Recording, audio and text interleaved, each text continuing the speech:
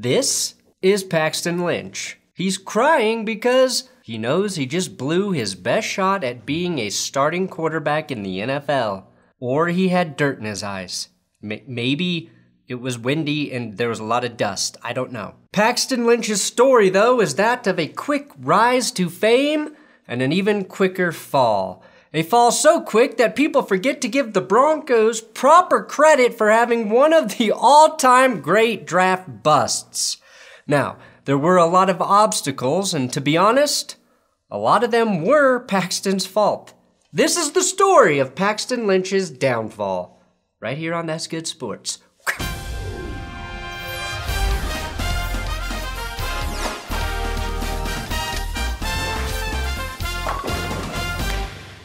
Besides subscribing here on YouTube, a great way to support this channel is by purchasing my coffee, Benchwarmer Brew, at BenchwarmerBrew.com. We've got 3 blends, we've got shirts, but most importantly, when you do, you are helping out the world, because through the Faya Foundation, with every order placed, we donate a meal to someone in need. So, put my beans in your mouth and feel good about it. Feel good with my beans in your mouth. We'll begin with Paxton's ascension as a prospect. In a lot of ways, it's easy to see what made Paxton Lynch such an intriguing prospect at Memphis. He had a rocket arm and great mobility to go with a tall 6'7" body. God, was it tall. But it's just as easy to see the flaws that should have made him a mid-round quarterback instead. Sloppy footwork, a long throwing motion, a fairly unsophisticated offense, and most alarming, facial hair choices that would have made actual Pirates seasick. But he made some sweet throws that were hard not to love. He also turned around his program, leading the Memphis Tigers to an upset of the Ole Miss Rebels early in the 2015 season, a game that put him on the map. Now, the Denver Broncos were so impressed by Lynch that they were calling his high school coaches during the middle of their Super Bowl season. His junior year at Memphis, Lynch put up great numbers, 28 touchdowns, just 4 picks, and 8.5 yards per pass. He had risen from a 3-star prospect coming out of high school in Florida to a borderline first-round pick in the 2016 NFL Draft. And when Peyton Manning retired, God bless football, and Brock Osweiler decided to shockingly leave the Broncos stranded without a quarterback, Denver knew they had to spend a valuable pick on a QB. So here's a quick scouting report from NFL.com's Lance Zierlein, who compared Paxton Lynch to Marcus Mariota in his profile. Quote, "While the hype around dual threat quarterbacks has subsided, Lynch possesses the size and athleticism to make NFL teams take a second look. Unlike other size/speed quarterbacks like Vince Young and Colin Kaepernick, Lynch prefers to extend passing plays with his feet. Lynch shows the ability to read defenses and make smart decisions, but not yet at an NFL starting level. While he has the physical tools to start right away, a team who is willing to allow him to sit and study his craft for a year could reap maximum rewards in the future." Now, at the Combine, Lynch's gifts were apparent. He may not have had the football IQ of other QBs, but the raw talent was on full display. Paxton Lynch's pro day may have done more for his draft stock than any other pro day in the history of the NFL, which is crazy because throwing scripted passes in shorts where players are most comfortable is not a great evaluation process. And good NFL teams know that. But Lynch performed well on a very windy day in Memphis that made John Elway change his shorts at least twice because of the arm strength.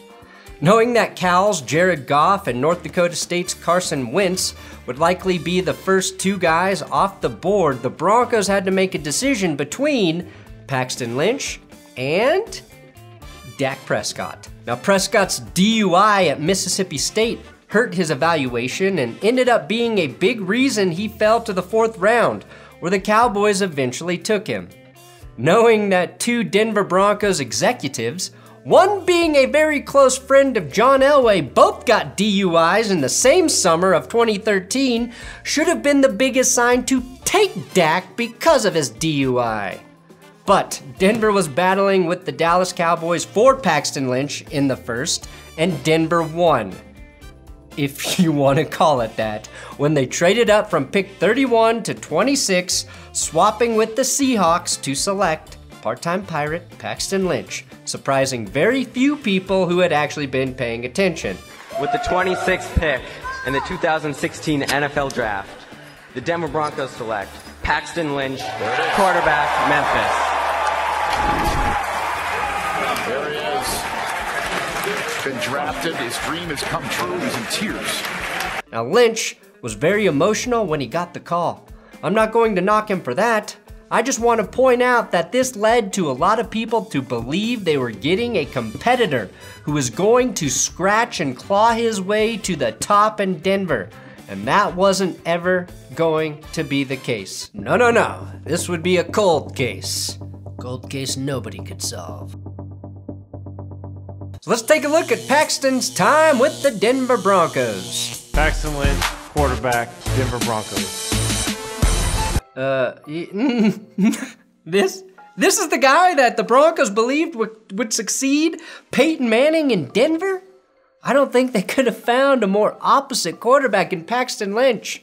Paxton Lynch, when told about Peyton Manning, was like, oh yeah, you mean the Papa John's pizza guy? Paxton Lynch probably thought Omaha was just a city in Kansas. Now, it was very clear early on that Lynch was not ready. Now, that's not a death sentence for a young quarterback, but you expect a first rounder to play his way into the starting job in the first half of the season. Instead, the Broncos cut veteran, butt fumble Mark Sanchez and handed the reins to young Trevor Siemian, a second-year QB who was a 2015 seventh rounder and had taken exactly one snap his rookie season, which was a kneel down. Here's the thing, Siemian actually played pretty well. So well, in fact, that he helped the Broncos start 2016 with a 4-0 record. People forget that shit.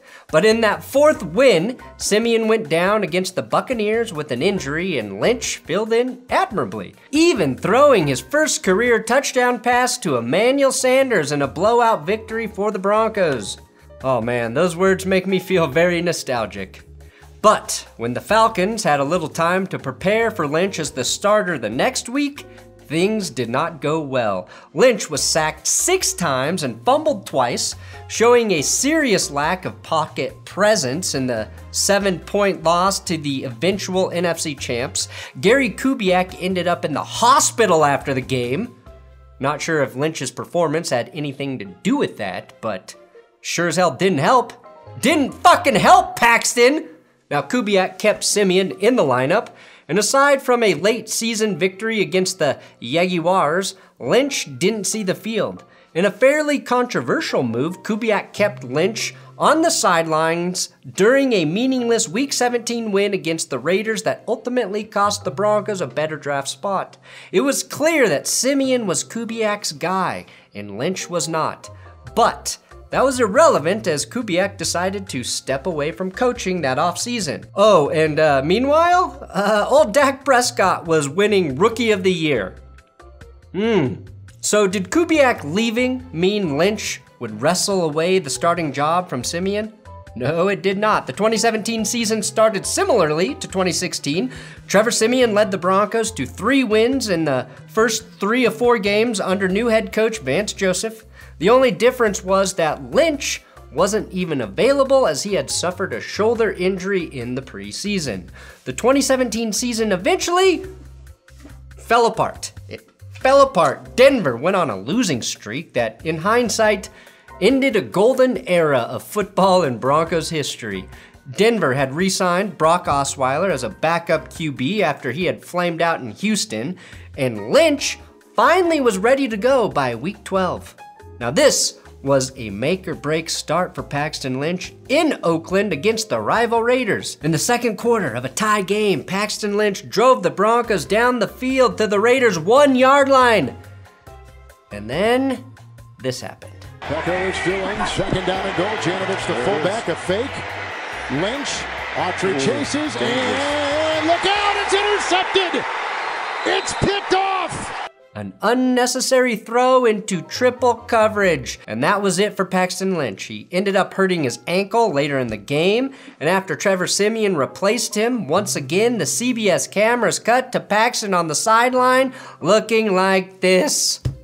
Siemian, by the way, played almost the entire 2016 season with a severe grade 3 AC joint sprain and never once cried like this.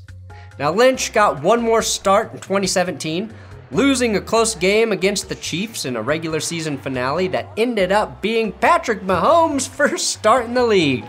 Now Lynch wasn't bad, but not great either. It was the last time that he would take a snap in a regular NFL season game.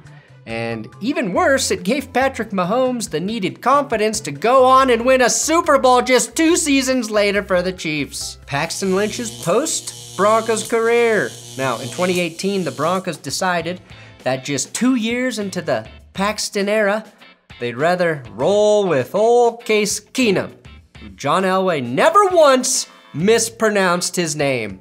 I'd like to introduce you to the new starting quarterback of the Denver Broncos, Case Keenum.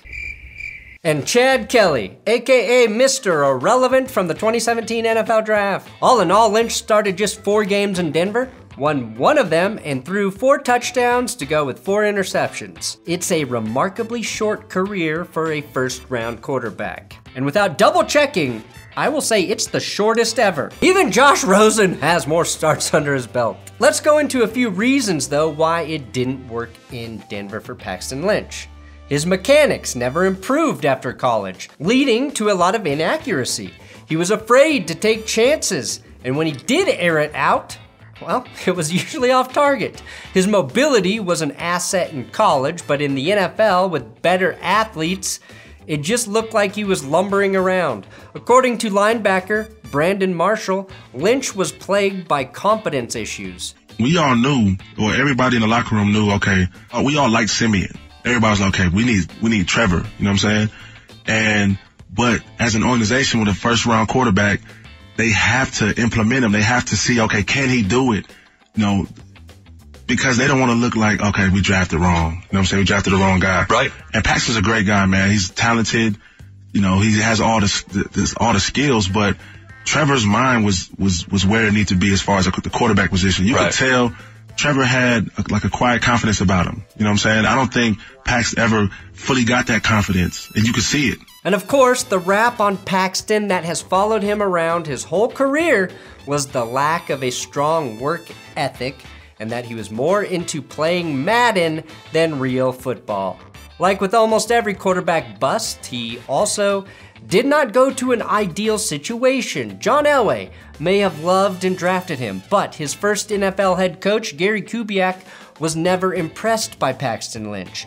Then Gary left and Lynch got hurt, but was also paired with the coach who would fail in Vance Joseph.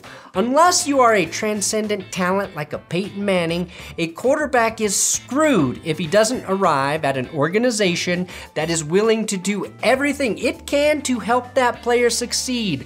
And while Denver is a good organization, it was absolutely the wrong time for Paxton Lynch to arrive. And for a second, let's actually talk about Paxton's work ethic, because that seems to get brought up in just about every single Lynchian discussion. The Madden thing comes from one Benjamin Albright, stating that privately the concerns about Paxton Lynch are that he's more interested in playing video games than the playbook. Let's be honest though, playbooks are fucking boring, and video games, well, they're awesome. Now, to be fair to Paxton, there were a couple articles that mentioned that Ben Albright and Mike Kliss defended Paxton Lynch and refuted the claims about his work ethic.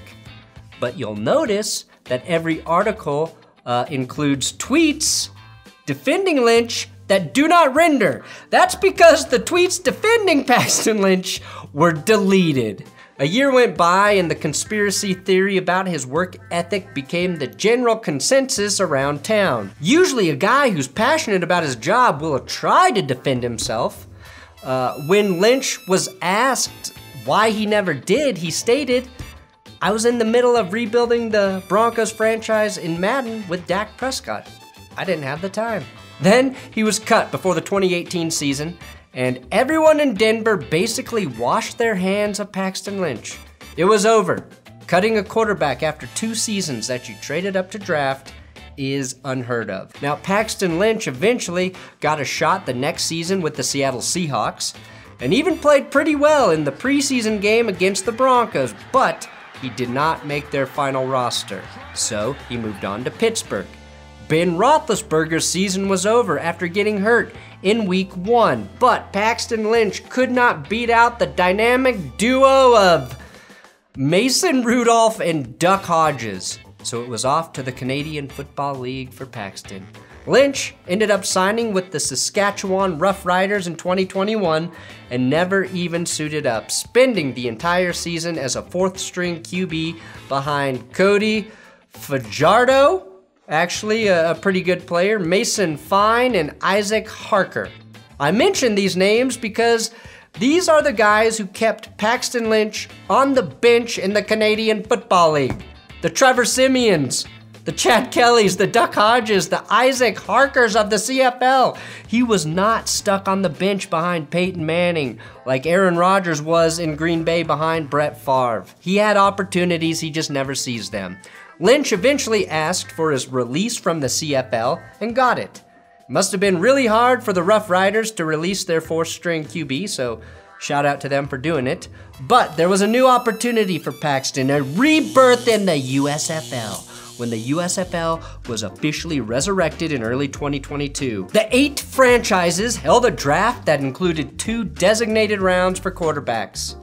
Jeff Fisher of the Michigan Panthers drafted Paxton Lynch in the 12th round, making him the very last quarterback to come off the board.